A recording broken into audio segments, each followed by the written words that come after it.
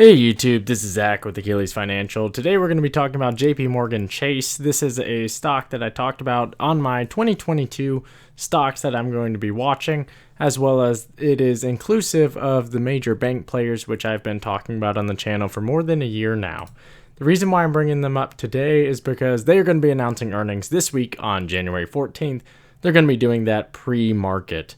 So the expectation here is we are looking at earnings per share of $3, and that is expected to be on nearly $30 billion in total revenue. One of the nice things to see as we continue to watch JP as well as a number of other providers in the banking space is that they are continuing to buy back significant numbers of their shares. What I'm looking for going into this earnings is a number of key items associated with that. The first thing we'll look at is the fundamentals. One of the key ways that you can move a bank balance sheet and income statement is the loan loss allowances. And you can see that down here below. You can see that quarter by quarter, they've actually been taking money out of the allowance, which has helped in terms of their total income. So you can see as they kind of drop some of those loan loss provisions here, these are all net negatives. Again, this is on the revenue side.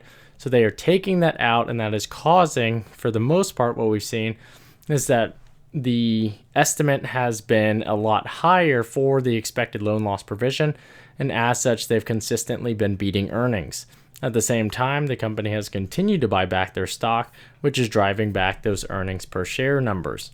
So if you look at the earnings that you can see here, and we take that back through time, you can see that it's actually done very, very well. And it's actually beaten even where we were in 2018 and 2019, despite the fact when you look at the fundamentals, especially on the income side, I'll go to annual.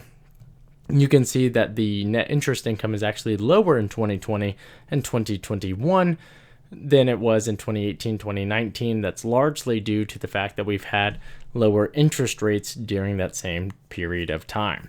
So I'm expecting that loan loss provision is actually going to be a net subtraction. They're not going to be adding, they're going to be taking more away.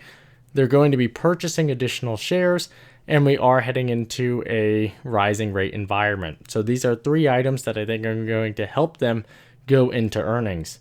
That being said, as you can tell by the chart, the big banks are not necessarily stocks that move a ton. You can see that this is over 1 year, and we saw 170, almost 170 back in June of last year, and then it hovered around before getting up close to 170 again and holding, and I think it will go there again. That being said, it looks like the options market is pricing in what looks to be about a $7 move.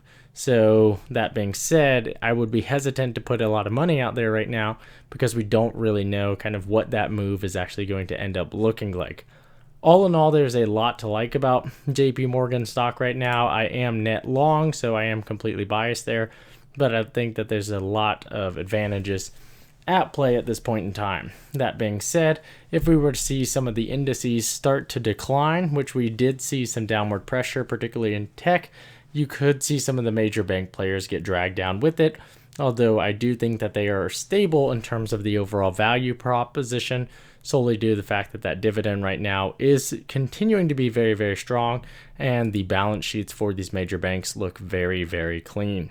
So this is something that I talk about fairly often in the Discord, which is linked in the description down below. That's free to join. We talk about our trades and thought process behind them, as well as why we may or may not be net long or net short on a position. So if you're interested in that, feel free to join.